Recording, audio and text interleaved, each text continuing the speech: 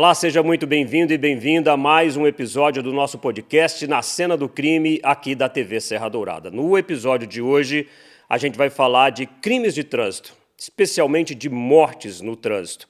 Segundo as Nações Unidas, o Brasil é o terceiro no mundo em mortes de trânsito. Para se ter uma ideia, a média de mortes em acidentes de trânsito aqui no Brasil é mais de 30 mil por ano, ou seja, cerca de 92 pessoas morrem por dia no trânsito aqui no Brasil.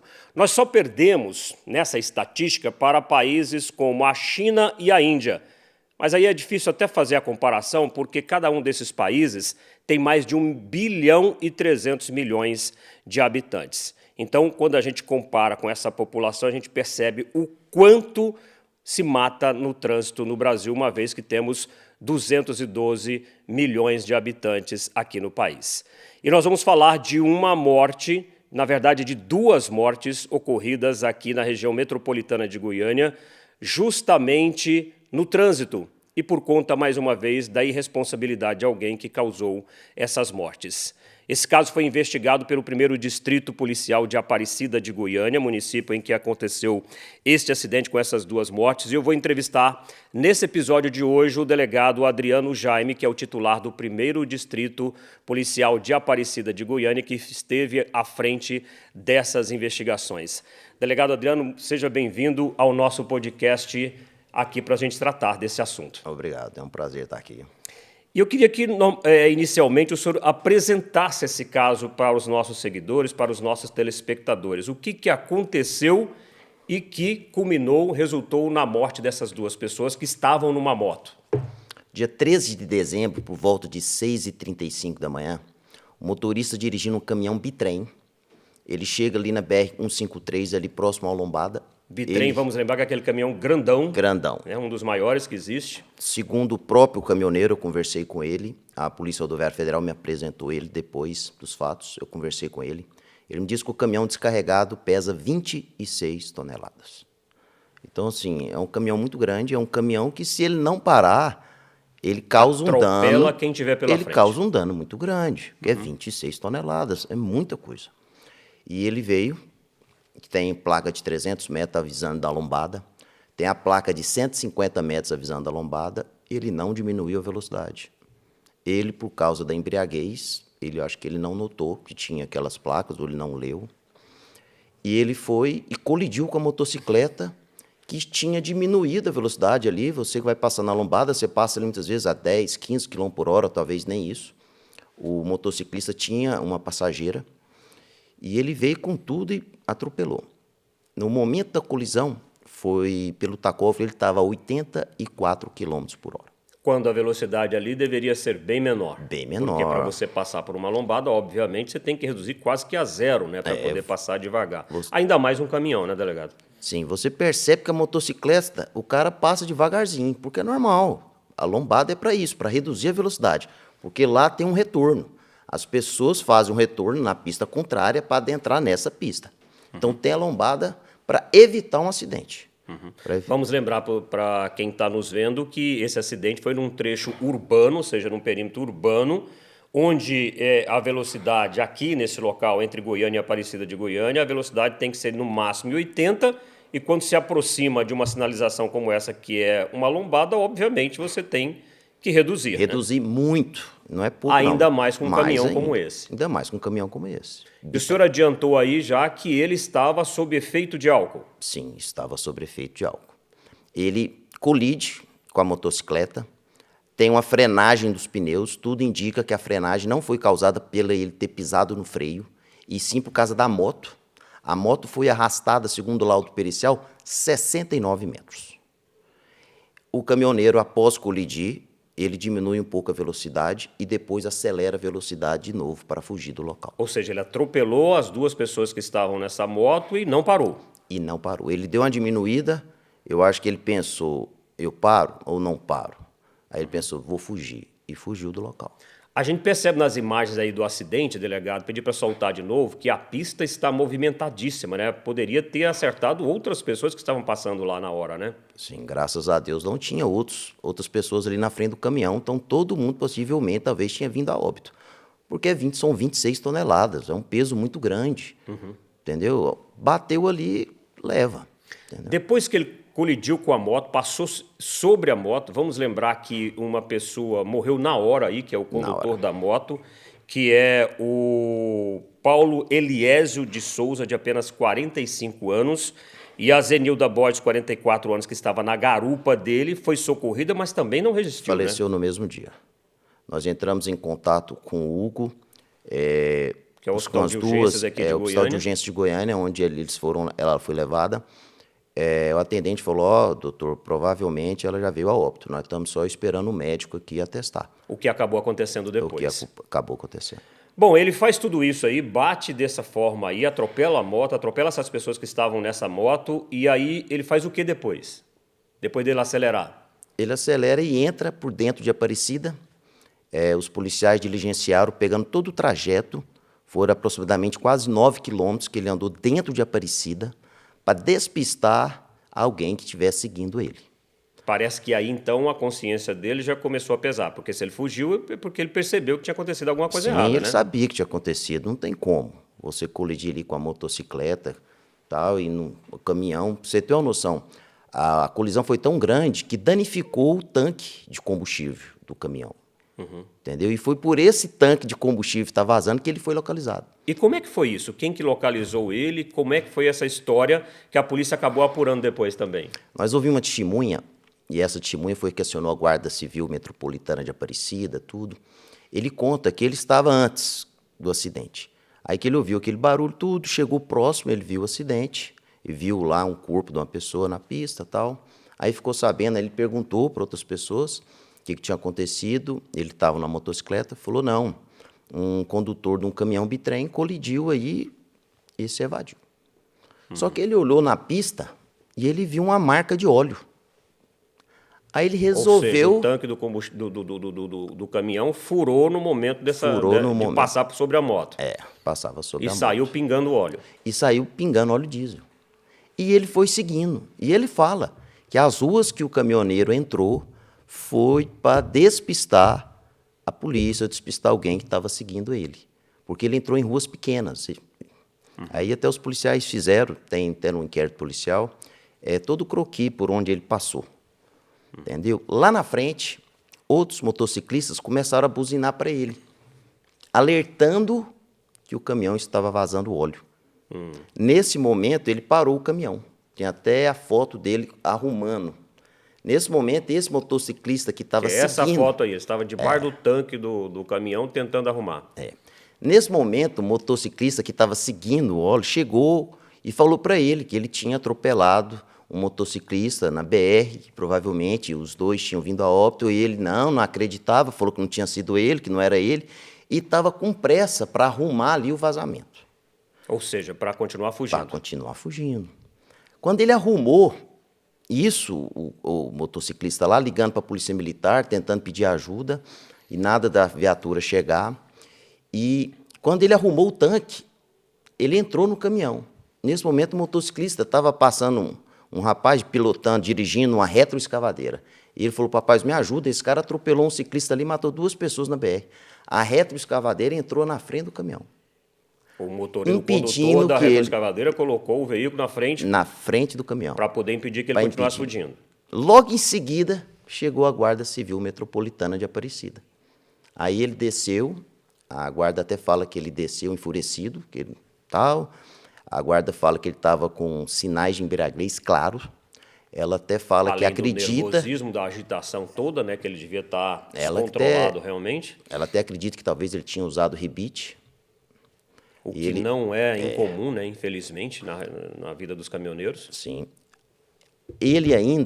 Aí ele foi conduzido pela Guarda Civil Metropolitana até a Polícia Rodoviária Federal, até o local do acidente. Ele confessou que tinha bebido, mas ele falou para os policiais que tinha bebido até às 22 horas. Me parece que 10 latas de cerveja. 6 latas de cerveja. 6 ele só? falou que tinha bebido apenas 6 latas, que 22 horas tinha parado. Mesmo assim, ele foi submetido ao teste do etilômetro, porque os sinais estavam claros que ele estava embriagado. Deu 0,76. Viu que ele estava embriagado. Mesmo assim, nós encaminhamos eles ainda para o IML, para o perito médico atestar a embriaguez. O perito médico atestou a embriaguez. E para o perito médico, ele contou uma versão diferente. Ele contou que bebeu, foi mais de 10 latas de cerveja e que a última lata ele tomou por volta de 3 horas da manhã. Ou seja, passou quase toda a noite anterior bebendo. Então, a E informação... aí, no início da manhã, pega o caminhão e sai pela rodovia. Sai pela rodovia, entendeu? Então, para perito médico, ele contou a verdade. É isso que aconteceu. Ele ficou bebendo até 3, 4 horas da manhã. Ali tirou um leve cochilo de 2 horas e já entrou no caminhão novamente. Para que nós todos tenhamos a consciência da gravidade da alcoolemia dele, o que significa 0,76 ali de mg, né, de miligramas de sangue por litro de ar expelido? É o seguinte, é mais que o dobro do limite permitido. Então, assim, ele estava bem acima do nível tolerado para não ser considerado crime. Então, ele estava, assim, mais do dobro. Então, já é uma alcoolemia bem alta, entendeu? Sem falar que qualquer quantidade, quando a pessoa se envolve num acidente e provoca um resultado desse, a embriaguez ao volante já é considerada. Já é considerado. Como fator preponderante que fez acontecer o que aconteceu. Sim. E foi o que aconteceu. E foi o que aconteceu. Ele estava totalmente embriagado. Eu conversei com ele. A Polícia Rodoviária Federal, O que antes de ele levá-lo... verbalizava? A Polícia Rodoviária Federal, antes de levá-lo para o IML, passou na delegacia. Eu conversei com ele, falei, meu amigo, o que você fez? Como é que você dirige um caminhão bitrem nesse peso todo, embriagado? Você não tem dó das outras pessoas? Ele, não, doutor, aconteceu, mas eu não estou embriagado, eu bebi só 6 latas ontem à noite. Falei, meu amigo, você está com sinais claros de embriaguez. Não tem como você ter parado de beber 10 horas da noite. Vamos lembrar que isso já era mais tarde, né? Não, isso Bem já era depois umas do 8, acidente. isso já eram umas 8h30 da manhã. Ou seja, até depois ele apresentava esses sinais. Tava, claro. Você olhava para ele assim, aquela transpiração. Não, ele estava Aquela assim, confusão claro. mental, Tal, não. Ele estava assim. Você olhava para ele assim e falava, esse cara não está certo. Entendeu? Mas, infelizmente, aí agora ele vai ter que responder criminalmente. O que a perícia atestou lá no local, delegado? Porque, assim, essas evidências são muito importantes. O teste do etilômetro é uma prova técnica, que é assim, uma prova material contra ele também. Mas as informações da perícia são muito importantes também, principalmente numa investigação como essa sua, para poder, no final, indiciar ou não a pessoa e por crimes também que ela cometeu. O que a perícia constatou lá no local do acidente? Tá, eu vou explicar certinho. Nós chamamos a perícia para ela falar como foi a dinâmica do acidente. E nos dá elementos para a gente tipificar a conduta do motorista ou num crime culposo previsto no Código de Trânsito. Que é o que acontece na maioria dos casos, que é o que prevê o Código. Ou num crime doloso previsto no Código Penal. Que é o chamado dolo eventual. É o dolo eventual, quando você assume o risco de produzir aquele resultado. Ou seja, enche a cara, dirige bêbado, não para onde tem que parar e atropela alguém e mata. A embriaguez, por si só, não é elemento suficiente para você indiciar por dolo eventual. Quando acontece um evento desse, assim, uma tragédia dessa, as pessoas ficam nas redes sociais. Isso é homicídio, tem que indiciar por homicídio. Mas não é assim, a gente tem que seguir o que a lei manda. A lei tem lá um homicídio culposo qualificado com a pena até 8 anos quando o motorista está com sinais de embriaguez, quando ele dirigiu sob efeito de álcool. Então está lá tudo certinho. O que foi constatado pela perícia? Foi constatado pela perícia que o acidente ocorreu por a reação tardia do motorista e por uma velocidade incompatível com o local da via. Ele estava embriagado, ele não freou, ele chegou na lombada, que é um local de baixa velocidade, muito baixa, a 84 km por hora. Tá lá e o ainda tacógrafo, mais um veículo, como você disse, já extremamente um pesado. veículo de grande porte, pesado, bitrem. Não é um caminhão comum. As pessoas aí que andam na rua sabem. Bitrem são não sei quantos eixos, é um caminhão muito pesado. É um caminhão até que se você pisar no freio, para ele parar é difícil, porque é muita tonelada. Então, assim, ele é um motorista profissional, ele não deveria nunca sentar no caminhão e dirigir embriagado. É diferente de você, que muitas vezes sai, vai num restaurante, toma ali 2, 3 taças de vinho. O que não deve fazer também, Não porque deve também fazer. é crime, né? Mas você pega um carro. Um carro tem o quê? 1 tonelada e pouco? Ah, tem chance. Mas se você anda no carro embriagado, numa velocidade ali 30, 40 km por hora, você tem chance de matar alguém? Tem. Muito difícil, né? Mas é muito difícil. é muito pequena. entendeu? Se você não andar correndo, se você respeitar, você está cometendo um crime, tá, que você não pode dirigir embriagado. Mas o risco de você matar alguém é bem menor. É igual a motocicleta. Você já viu alguém falar assim, a motocicleta estava embriagado e bateu no carro e matou os ocupantes do carro? É muito difícil, porque a motocicleta também, o peso dela é muito pequeno. Sim. Então, o caminhão bitrem, a possibilidade dele matar várias pessoas é muito grande. Então, o motorista tinha que ter essa cautela. Falar, eu estou embriagado, bebi até 3 horas, não vou dirigir. Mas ele não. Eu vi claramente que ele assumiu o risco de produzir o resultado. Então, a perícia indicou que esses fatores foram preponderantes para a ocorrência do acidente. A reação tardia do motorista, velocidade excessiva para o local. E, claro, isso aí tudo foi levado em conta para o indiciamento dele, né? Foi levado em conta para o indiciamento. Quando foi feito o flagrante dele, a autoridade policial que presidiu o flagrante fez o flagrante com base no homicídio culposo. Entendeu? Aí, com base em todas as informações, relatórios policiais, perícia da Polícia Técnico-Científica, nós resolvemos indiciá-lo por homicídio simples previsto no Código Penal. Porque acreditamos que ele... Mas doloso e não culposo. Doloso. Nós tiramos o código, nós tiramos o CTB, né, o Código de Trânsito, e indiciamos ele por uma conduta prevista no Código Penal. Porque aí sim cabe o dolo eventual. Aí cabe o dolo eventual, porque acreditamos que ele assumiu o risco e produziu o resultado. Delegado, ele passou por audiência de custódia na justiça, né, logo depois que ele foi ouvido na polícia e que deu as declarações dele, e a justiça decidiu, dada essa gravidade toda que o delegado acaba de relatar aqui, mantê-lo preso, ou seja, o flagrante foi convertido em prisão preventiva, né, ele continua preso.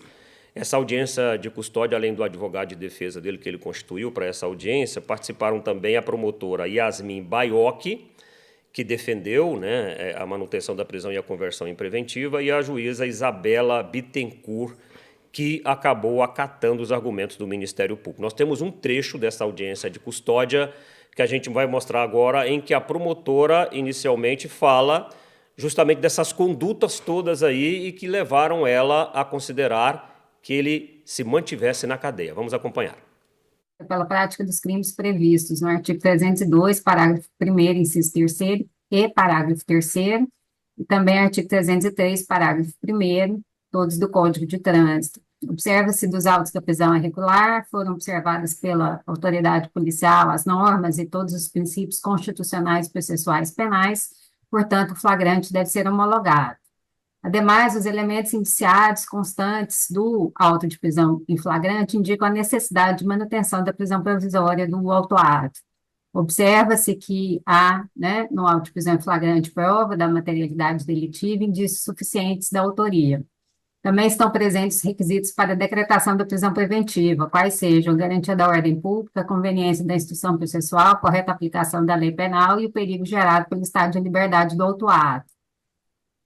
Os fatos narrados pelo auto de prisão em flagrante indicam que, ainda nessa fase incipiente de investigação, que pode, inclusive, haver uma alteração na tipificação das condutas imputadas ao autuado diante da possibilidade, da alta probabilidade de configuração de um dolo eventual e da configuração do crime de homicídio. Da análise dos requisitos formais, legais e constitucionais, constato que o presente flagrante é legal e regular e, por essa razão, homologo o presente auto de prisão em flagrante. No tocante à concessão da liberdade provisória, o nobre advogado de defesa pleiteou pela concessão da liberdade provisória do custodiado, com a aplicação de medidas cautelares diversas, e a douta promotora de justiça pela conversão do presente flagrante em prisão preventiva. Entendo que no presente caso há indícios suficientes de autoria e materialidade e há os requisitos do artigo 312 e 303 do Código de Processo Penal. E por essa razão, entendo que o presente flagrante deve ser convertido em prisão preventiva. Ele continua preso, né, delegado? Sim, ele continua preso e espero que ele continue preso por um tempo para ele refletir mesmo e ver a gravidade da conduta dele. Nós estamos falando do Valdane Bispo dos Reis Moura, que é o motorista que você vê também nessa audiência de custódia aí, que está de roupa amarela, porque ele já estava preso, né, já estava na cadeia, está vestindo, então, o uniforme lá do regime penitenciário. Delegado, e a promotora falou algo que o senhor já havia dito, mas eu gostaria que o senhor reforçasse, porque ela, inclusive, já sugeria que, naquele momento da audiência de custódia, ainda se analisava aquilo que foi colocado no auto de prisão em flagrante, que eram os artigos do Código de Trânsito Brasileiro. Mas aí depois o senhor desconsiderou isso, dadas as evidências que surgiram depois, né? Sim, no momento ali do auto de prisão em flagrante, o delegado, a autoridade policial, ela não tem muito elemento. Então ela faz ali o auto de prisão com o que ela tem ali, com o que a polícia está informando, com a informação do próprio motorista. Naquele momento, a autoridade resolveu fazer o flagrante com base no homicídio culposo previsto no Código de Trânsito. A autoridade policial não sabia a velocidade do caminhão naquele momento, não sabia que tinha ali 2 avisos de lombada, entendeu? Ele não teve ainda acesso ao vídeo do acidente, então ele autuou por homicídio culposo. Mas nós, no final do inquérito policial, nós terminamos o inquérito policial aí em dezembro e indiciamos ele por homicídio simples. Quero até agradecer aí o posicionamento da promotora, da juíza aí, porque eu acho que está correto. A pessoa que dirige um caminhão, bitrem, embriagado, numa velocidade incompatível para o local, e ainda despreza a vida humana, por que não parou? Foi lá tentar ver o que tinha acontecido. Ele demonstrou ali total desprezo pela vida daquelas 2 pessoas. Falar para mim que, não vi que eu tinha batido. Não. Tudo bem, um caminhão, muitas vezes você colidir de lado ali, lá no final da carreta, muitas vezes realmente o condutor não viu o acidente. Agora, bater na sua frente, ele sentiu o impacto ali, ele ouviu o barulho. Ou seja, ele passou por cima da moto, não tem como, né? Passou. Aquilo ali gera uma trepidação na cabine e no caminhão como um todo, né? Assim, porque não é uma coisa pequena, né? Uma moto é desse tamanho, mais de 1 metro, né? Aí danificou o tanque do caminhão. Você vê que a colisão, a frente do caminhão foi danificada e o tanque também. A moto foi arrastada por 69 metros. Então não tem como um condutor desse alegar, não vi. Por que ele ficou com a velocidade reduzida um tempo e depois acelerou? Está lá no tacógrafo. Ele permanece um tempo com a velocidade reduzida, eu acho que refletindo, o que eu vou fazer? O que eu vou fazer? Aí ele deve ter ligado aquela famosa palavra, foda-se. Acelerou embora, né? E foi embora. É isso que ele fez. E que consequência ele terá nesse indiciamento por dolo eventual, delegado? O que significa isso no que a gente espera que a justiça decida, né? E isso aí, claro, vai depender do jurado, né? Porque muito provavelmente num caso como esse, já que ele foi indiciado pelo Código Penal, ele deve ir a júri popular, né? Ele pode pegar que pena, qual que é a consequência para ele disso? É o seguinte, nós indiciamos por homicídio simples previsto no Código Penal, que tem uma pena aí de até 20 anos. Claro que vai ter os aumentos aí, porque são 2 vítimas, não foram apenas uma. Mas não quer dizer que o promotor vá denunciá-lo por homicídio simples. Pode ser que o promotor entenda que a conduta que ele praticou seja um homicídio culposo. Então ainda não e é aí certo. volta, então, para a questão do Código de Trânsito Brasileiro. Então, sim, o Código de Trânsito Brasileiro, esse crime aí prevê uma pena de, se eu não estou enganado, de 5 a 8 anos. Acho que o máximo é 8 anos. Bem diferente do Código Penal, que a pena é bem pior. Se ele for denunciado e o juiz receber a denúncia por homicídio simples, aí sim ele vai ter que se defender no tribunal do júri. Agora, se o promotor resolver denunciá-lo por homicídio, por homicídio culposo, ele não vai para o tribunal do júri. Aí o juiz é que vai dar a sentença Aí burocrática, né? Individual, por assim dizer, Sim. né? E o que o senhor acha dessa questão legal? A gente já discutiu também essa questão aqui no nosso podcast, na Cena do Crime. Quando você mata alguém, seja com um canivete, com uma agulha, que não é no trânsito, você pega essa pena aí que você acabou de falar, Até mais de maior, 20 porque anos. ainda coloquei homicídio simples. Pois é. Agora, quando é no trânsito, tem essa história do culposo. Você, numa situação como essa, concorrendo para poder praticar esse resultado, você muitas vezes é indiciado por homicídio culposo. Qual a sua avaliação sobre isso? A legislação já passou da hora de mudar esse entendimento e até de colocar isso no Código Penal, ou seja, quando mata no trânsito, que está bêbado, que está em excesso de velocidade, aí não se aplica mais o Código Penal, aliás, não se aplica mais o Código de Trânsito Brasileiro e sim o Código Penal? É assim, eu falo para todo mundo, a nossa legislação, ela não é feita tão fechadinha, entendeu? Para ser mais fácil ela ser interpretada. Então, cabe ali, assim, ao juiz, ao promotor, fazer a interpretação deles.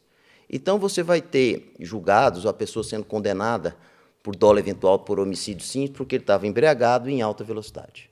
Você vai ter julgados do mesmo jeito, alegando que seria homicídio culposo.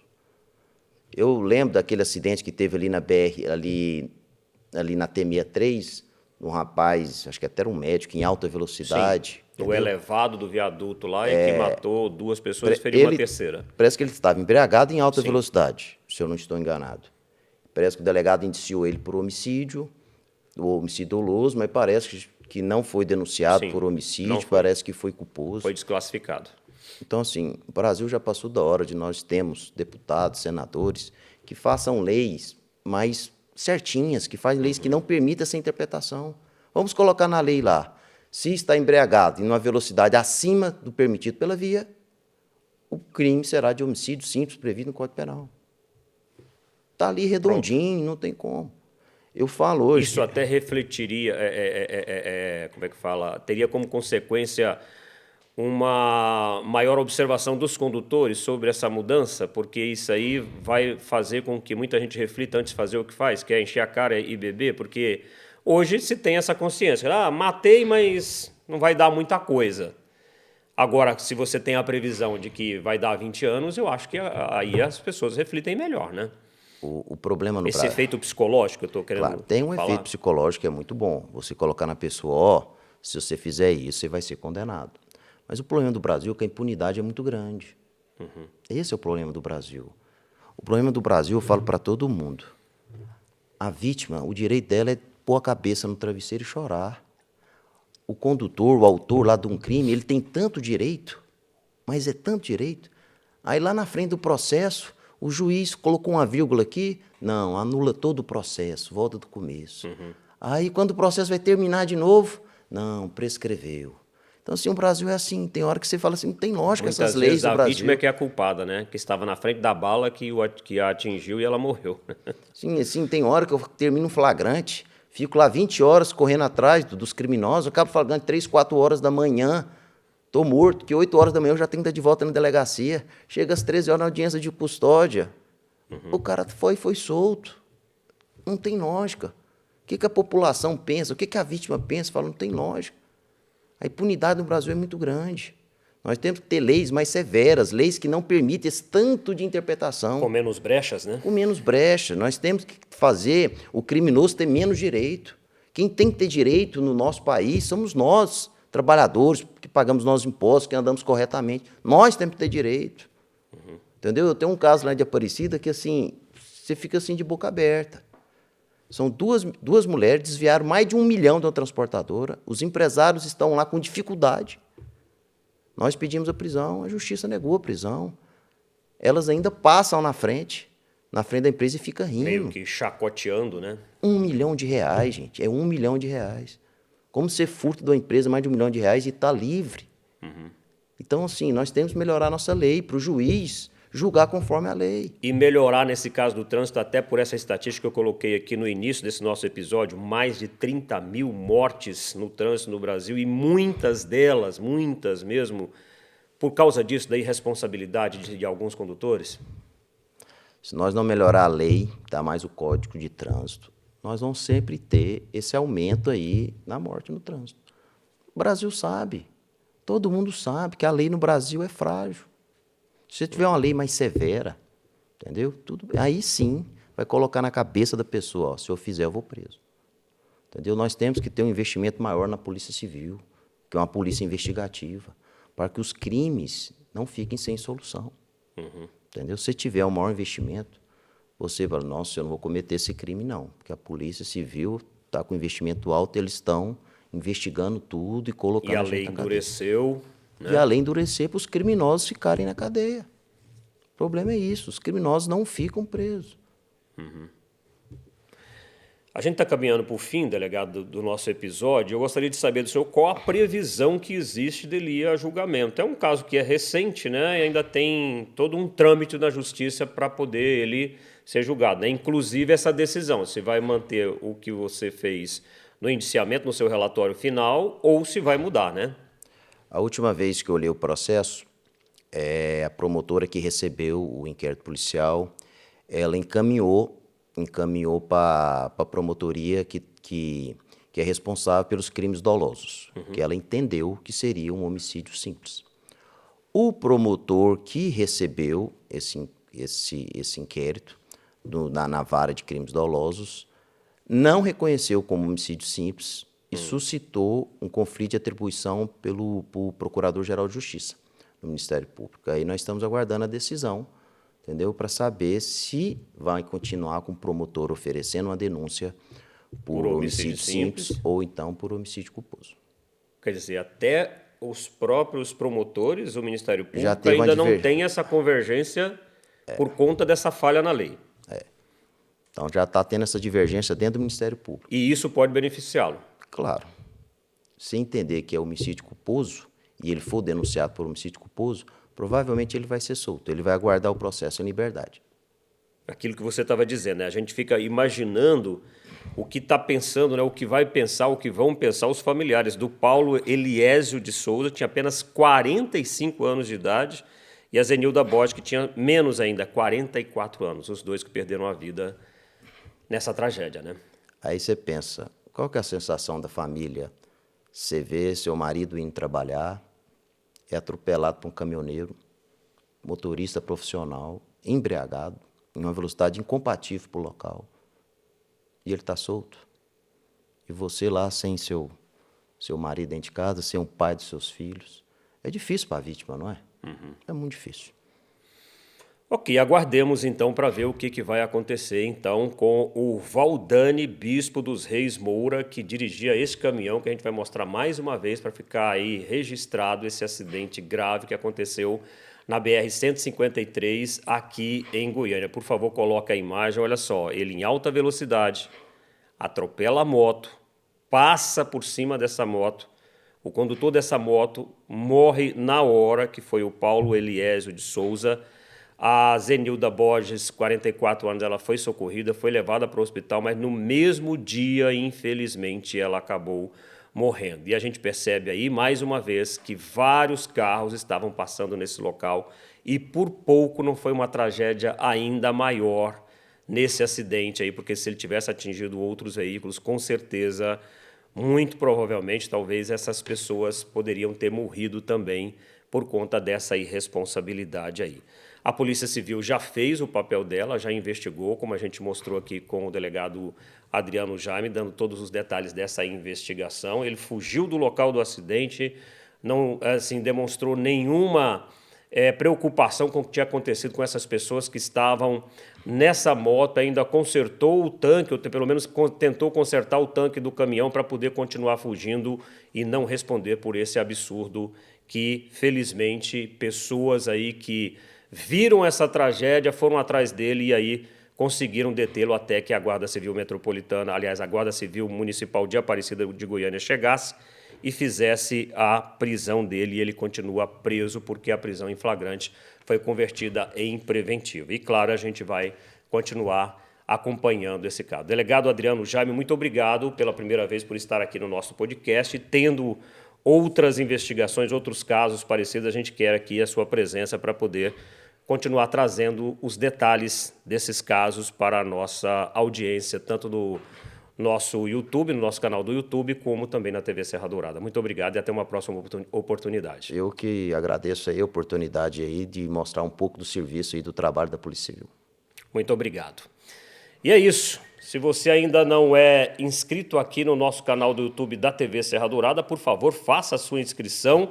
Também adicione lá, né, o sininho para que quando a gente publicar qualquer coisa aqui no nosso canal, você receber a informação, está sempre bem informado aqui no canal do YouTube da TV Serra Dourada. E também, este episódio ele vai na TV Serra Dourada às sextas-feiras de madrugada. Então, você tem 2 canais para poder estar acompanhando o que a gente faz aqui, que traz das informações, dos detalhes desses casos aí investigados pela Polícia Civil ou qualquer outro caso aí que as forças de segurança estão atuando para combater a criminalidade aqui no nosso estado de Goiás.